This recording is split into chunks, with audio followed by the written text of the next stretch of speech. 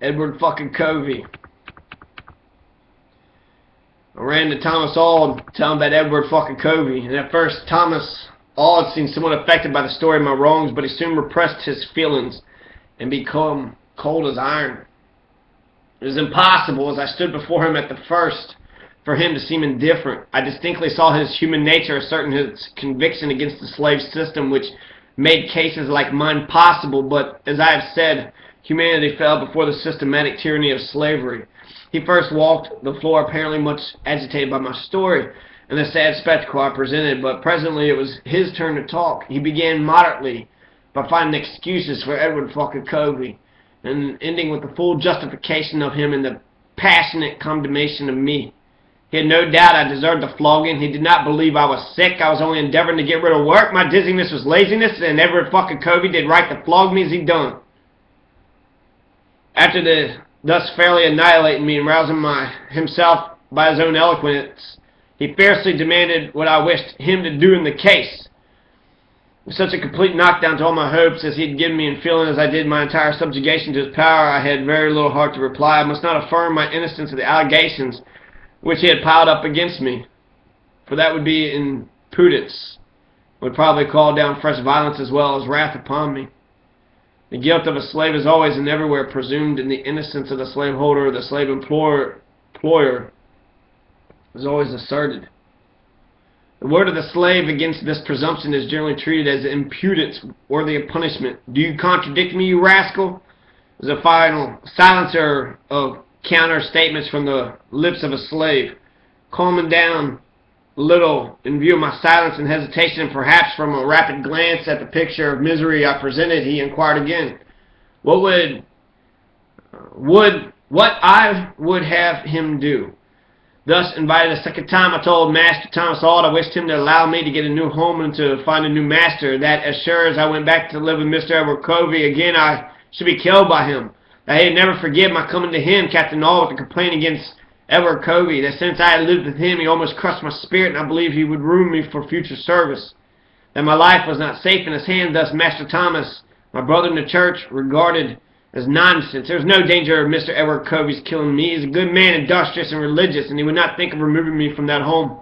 Besides, said he, and this I found was the most distressing thought of all to him, if you should leave Edward Covey now that your year has but half expired, I should lose your wages for the entire year. You belong to Mr. Edward Covey for 1 year, and you must go back to him come what will.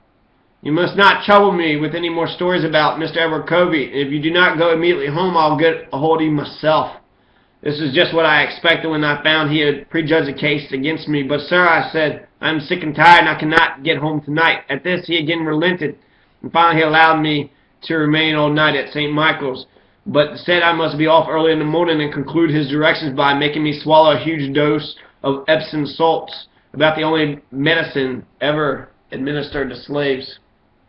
It was quite natural for Master Thomas to presume I was feigning sickness to escape work, for he probably thought that were he in the place of a slave, with no wages for no work, no praise for well-doing, no motive for toil, but the lash, he'd try every possible scheme by which to escape labor. I say I have no doubts of this.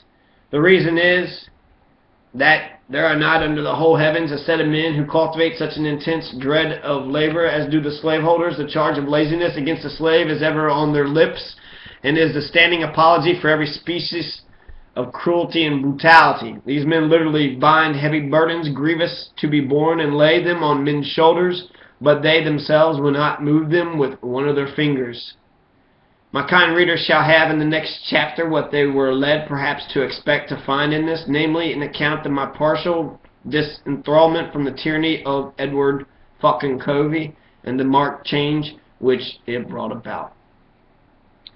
Chapter 17, the last flogging. Sleep itself does not always come to the relief of the weary in body and the broken in spirit, especially when past troubles only foreshadow coming disasters. The last hope had been extinguished. My master, who I did not venture to hope would protect me as a man, had even now refused to protect me as his property, and had cast me back covered with reproaches and bruises into the hands of a stranger to that mercy which was the soul of the religion he professed. May the reader never spend such a night as that allotted to me previous to the morning which was herald my return to the den of horrors from which I had made a temporary escape. I remained all night. Sleep I did not at St. Michael's, and in the morning Saturday I started off according to the order of Master Thomas Auld, feeling that I had no friend on earth, and doubting if I had one in heaven. I reached Edward fucking Covey's about 9 o'clock. And just as I stepped into the field, before I had reached the house, Edward fucking Covey, true to his snakish habits, darted out at me from a fence corner, in which he had secreted himself for the purpose of securing me. He was amply provided with a cow skin and a rope, and he evidently intended to tie me up and direct his vengeance on me to the fullest extent. I should have been an easy prey had he succeeded in getting his hands on me, for I had taken no refreshment since noon on Friday. And this, together with the pelting excitement and the loss of blood, had reduced my strength. I, however, darted back into the woods before the ferocious hound could get a hold of me, and buried myself in a thicket where he lost sight of me. The cornfield afforded me cover in getting to the woods, but for the tall corn, Edward fucking Covey would have overtaken me and made me his captive. He seemed very much chagrined that he did not catch me, and gave up the chase very reluctantly, for I could see his angry movements toward the house from which he had sallied on his foray. Well, now I am clear of Edward fucking Covey and his wrathful lash. For the present, I'm in the wood, buried in its somber gloom and hushed in its solemn silence, hid from all human eyes, and shut in with nature and nature's God, and absent from all human contrivances. Here is a good place to pray for help, for deliverance. A prayer I had often made before, but how could I pray? Edward fucking Covey could pray. Captain Auld could pray. I would fain pray, but doubts arising partly from my own neglect of the means of grace, and partly from the sham religion which everywhere prevailed, cast in my mind a doubt upon all religion, and led me to the conviction that prayers were unavailing and delusive, preventing my embracing the opportunity as a religious one. Life in itself had almost become burdensome to me. All my outward relations were against me. I must stay here and starve. I was already hungry, or go home to Edward fucking Covey's and have my flesh torn to pieces and my spirit humbled under the cruel lash of Edward fucking the beast, bitch, fascist, white supremacist, fucking dick lick, fucking, not dick lick, I guess dick lick, rhymes, you know, dick lick, dick bitch, fucking dick bitch, fucking dick bitch, of Edward fucking Covey, fucking dick bitch. This is a painful alternative presented to me. The day was long and irksome. My physical condition was deplorable. I was weak from the toils of the previous day and from the want of food and rest, and had been so little concerned about my appearance that I had not yet washed the blood from my garments. I was an object of horror even to myself. Life in Baltimore, when most oppressive, was a paradise to this. What had I done? What had my parents done that such a life as this should be mine? That day in the woods I would have exchanged my manhood for the brute hood of an ox. Night came, and I was still in the woods, unresolved what to do. Hunger had not yet pinched me to the point of going home, and I laid myself down in the leaves to rest. For I had been watching for hunters all day, but not being molested during the day, I expected no disturbance during the night. I had come to the conclusion that Edward fucking Covey, the dick bitch, relied upon hunger to drive me home, and in this I was quite correct, the fact showing that he made no effort to catch me since morning. During the night I heard the step of a man in the woods. He was coming toward the place where I lay. A person lying still had the advantage over one walking in the woods in the daytime, and this advantage is much greater at night. I was not able to engage in a physical struggle, and I had recourse to the common resort of the weak. I hid myself in the leaves to prevent discovery, but as the night rambler in the woods drew nearer, I found him to be a friend, not an enemy. It was a slave of Mr. William Grooms of Easton, a kind-hearted fellow named Sandy. Sandy lived with Mr. Kemp that year, about 4 miles from St. Michael's. He, like myself, had been hired out about a year, but like myself, had not been hired out to be broken. Sandy was the husband of a free woman who lived in the lower part of Potpee Neck, and he was now on his way through the woods to see her, to spend the Sabbath with her. As soon as I had ascertained that the disturber of my solitude was not an enemy, but the good-hearted Sandy, a man is famous among the slaves of the neighborhood for his good nature.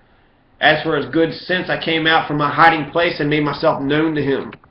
I explained the circumstances of the past 2 days which had driven me to the woods, and he deeply compassionated my distress. It was a bold thing for him to shelter me, and I could not ask him to do so. For had I been found in his hut, he would have suffered the penalty of 39 lashes on his bare back, and if not something worse. But Sandy was too generous to permit the fear of punishment to prevent his relieving the brother bondsman from hunger and exposure, and therefore, on his own motion, I accompanied him to his home, or rather to the home of his wife, for the house and lot were hers. His wife was called up, for it was now about midnight. A fire was made, some Indian meal was soon mixed with salt and water, and an ash cake was baked in a hurry to relieve my hunger. Sandy's wife was not behind him in kindness. Both seemed to esteem it a privilege to succor me. For although I was hated by Edward fucking Covey and by my master, I was loved by the colored people because they thought I was hated for my knowledge and persecuted because I was feared. I was the only slave now in that region who could read and write. There had only been one other man belonging to Mr. Hugh Hamilton who could read.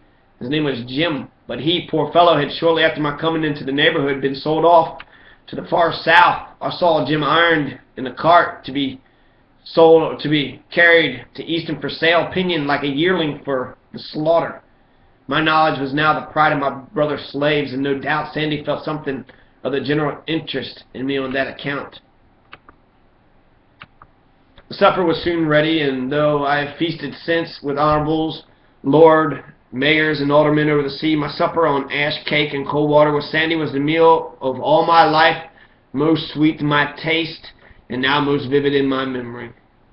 Ash cake. Ash cake, baked in a hurry to relieve my hunger. Indian meal was mixed with salt and water. So the slaves are making an Indian meal mixed with salt and water. Ash cake. Supper over, Sandy and I went into a discussion of what was possible for me under the perils and hardships which now overshadowed my path. The question was, must I go back to Covey, or must I now attempt to run away? Upon a careful survey, the latter was found to be impossible, for I was on a narrow neck of land, every avenue from which would bring me in sight of pursuers. There was the Chesapeake Bay to the right and the Pye River to the left, and St. Michael's in this neighborhood occupying the only space through which there was any retreat. I found Sandy an old advisor. He was not only a religious man, but he professed to believe in a system for which I had no name. He was a genuine African and inherited some of the so-called magical powers said to be possessed by African and Eastern nations. He told me that he could help me, that in those very woods there was an herb. So it sounds like voodoo. There was an herb which in the morning might be found possessing all the powers required for my protection. I put his thoughts in my own language, and that if I would take his advice, he would procure me the root of the herb of which he spoke. He told me further that if I would take that root and wear it on my right side, it would be impossible for Edward fucking Covey to strike me a blow. That with this root about my person, no white man could ever whip me. He said he had carried it for years and that he had fully tested its virtues. So it's like the magic feather, right? Almost like a placebo effect. He'd carried it for years, fully tested. He had never received a blow from a slaveholder since he carried it, and he never expected to receive one. For he always meant to carry that root as a protection. He knew Edward Covey well, for Mrs. Covey was the daughter of Mr. Kemp. And he, Sandy, had heard of the barbarous treatment to which I was subjected, and he wanted to do something for me. Now all this talk about the root was to me very absurd and ridiculous, if not positively sinful. I at first rejected the idea that the simple carrying a root on my right side, a root, by the way, over which I had walked every time I went into the woods, could possess any such magic powers he ascribed to it, and I was therefore not disposed to cumber my pocket with it. I had a positive aversion to all pretenders to divination. It was beneath one of my intelligence to countenance such dealings with the devil as this power implied. But with all my learning, it was really preciously little. Sandy was more than a match for me. My book learning, he said, had not kept Edward Covey off me. A powerful argument just then. And he entreated me with flashing eyes to try this. If it did me no good, it could do me no harm. It would cost me nothing anyway. Sandy was so earnest and so confident of the good qualities of this weed that to please him rather than any conviction of its excellence, I was induced to take it. He had been to me the good Samaritan and had almost providentially found me and helped me when I could not help myself. How did I know but that the hand of the Lord was in it?